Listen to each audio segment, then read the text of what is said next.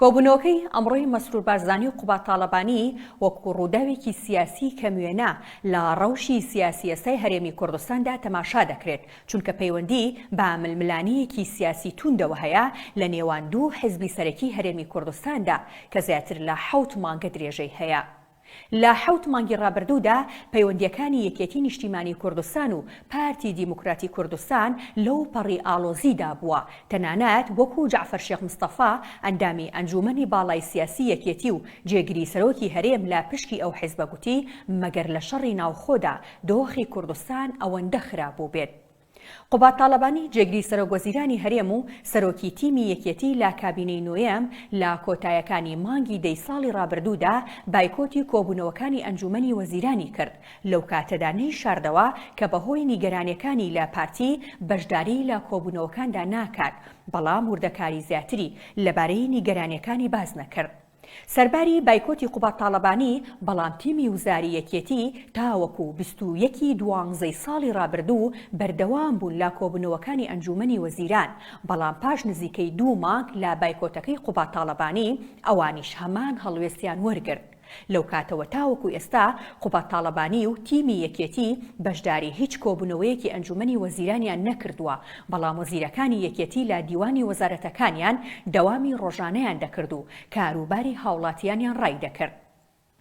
بایکۆتەکەی قوبات تاڵەبانی و تیمی وزاری یەکێتی نەبووە هۆی ڕاگررتنی کۆبوونەوەکانی ئەنجومەنی وەزیران، بەڵکو لە 7 مانگی ڕابردوودا هەفتانە مەسرور بارزانی سەرۆکاتی کۆبوونەوەکانی ئەنجومەنی وەزیرانی دەکرد، لە کاتێکدا یەکێتی و پارتی بە گوێرەی ڕێکەوتنی سیاسی نێوانیان حکوومەتیان بە بەشداری چەند حیزبێکی دیکە پێکێناوە. یەکێتی لە پێش هەڵوێستەکانی قوبات تاڵەبانیشەوە هەمیشە ڕەخنەی لە ئەدای حکومڕانی پارتی دەگرت و دەیگوت سلێمانی پەراوێز خراوە. لە 7 مانگی ڕابردووشدا بایکۆتی قوبات تاڵەبانی و تیمی وزاری حیزبەکەی بەستووەتەوە بە هەمان ڕەخنەکانی پێشووی خۆیەوە و بە بەردەوامی هۆکاری بایکۆتی سەرۆکی تیمی وزاری و حیزبەکەی و وەزیرەکانی گەڕاندۆتەوە بۆ ئەوەی کە حکوومەتی هەرێم سیاسەتی جیاکاری بەرامبەر بە سلێمانی پەیڕەو دەکات و ڕاستەوخۆ و ناڕاستەوخۆ پارتی تۆمەتبار دەکرد و دەیگوت ئەوان زوڵم لە سلێمانی دەکەن. تەنانەت 2 هەفتە لەمەوبەر کاتێک بۆ جارێکی دیکە داوا لە تیمی وەزاری یەکێتی کرا بگەڕێنەوە بۆ کۆبوونەوەکانی ئەنجومەنی وەزیران،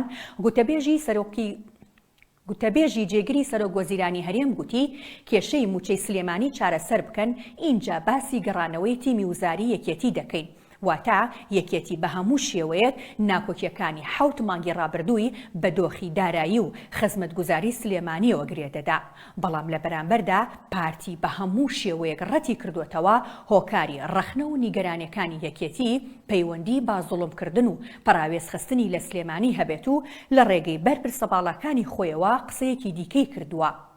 ئەوان پێیان وایە یەکێتی داواکاری شخصیان هەیە و تەنانەت وەکو کەمال کەرکووکی ئەندامی مەکتەبی سیاسی پارتی لە لێدوانێکیدا بۆ زووم گوتی مەسەلەی بایکۆتەکە پەیوەندی بە بابەتی ئەمنیەوە هەیە. ئەو بابەتە ئەمنیەی کە پارتی باسی دەکرد پەیوەندی بە دۆسی عەقید هاوکارجاف ئەفسەری دەزگای دژە تیرۆری یەکێتیەوە هەبوو کە سەرەتای مانگی دەی ساڵی ڕابردوو لە شاری هەولێر لە ڕێگەی بۆمبەوە کوژرا. ئەم دۆسەیە ناکۆکیەکانی نێوان یەکێتی و پارتی قۆڵتر کردەوە، بە تایبەت دەزگا ئەمنیەکانی هەولێر چەند ئەفسەرێکی دەزگای دژە تیرۆری یەکێتیان بە ئەنجامدانی تاوانەکە تۆمەتبار کرد. تەنانەت مەسرور بارزانی سەرۆکوەزیرانی هەرێم سەرەتای ئەم ساڵ لە پەراوێزی بەشداریکردن لە کۆبوونەوەکانی کۆڕبەندی داڤۆس لە سویسرا لە لێدوانێکی ڕۆژنامەنووسیدا گوتی دۆسەی هاوکارجاف گرێکوێرەی ناکۆکیەکان و هۆکاری بایکۆتی کۆبوونەوەکانی ئەنجومەنی وەزیرانە لەلایەن تیمی یەکێتیەوە. بابەتێکی دیکەی ئەمنی کە هەر لەو ماوەیەدا ڕوویدا و دۆخەکەی ئاڵۆزتر کرد ئەو جم و جۆڵە ئەمنیە بوو کە لە مانگی دەی ساڵی ڕابردوودا لە چواردەوری ماڵی قوبات تاڵەبانی لە هەولێر ڕوویدا. نیگەرانەکانی قوبات تاڵەبانی 2 هێندە زیادیان کرد کاتێک لە دوای ڕووداوەکەوە پارتی بێدەنگی هەڵبژارد و هیچ شتێکی لەو بارەیەوە نەگوت. هەرپاش ئەو ڕووداوانەش بوو کە قوبات تاڵەبانی بایکۆتی کۆبوونەوەکانی ئەنجومەنی وەزیرانی کرد.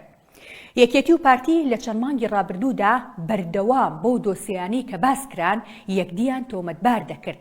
دوجار ئەمڕۆ ئەو دوو کارەکتەرە سیاسیەی کە چەقی ململانیەکانی 7 مانگی ڕابردووی نێوانیەکەتی و پارتی بوون چاویان بە یەکدی کەوت و کۆبوونەوە تا ئەم چرکە ساتە تەنها یەک ڕاگەیەنراو لەبارەی کۆبوونەوەکەەوە بڵاو کراوەتەوە کە ئەویش لەلایەن نووسینگەی مەسرور بارزانی سەرۆکوەزیرانی هەرێمەوە بووە و هێشتا قوبات تاڵەبانی هیچ ڕاگەیەنراو قسەیەکی فەرمی لەبارەی کۆبوونەوەکەەوە نەکردووە.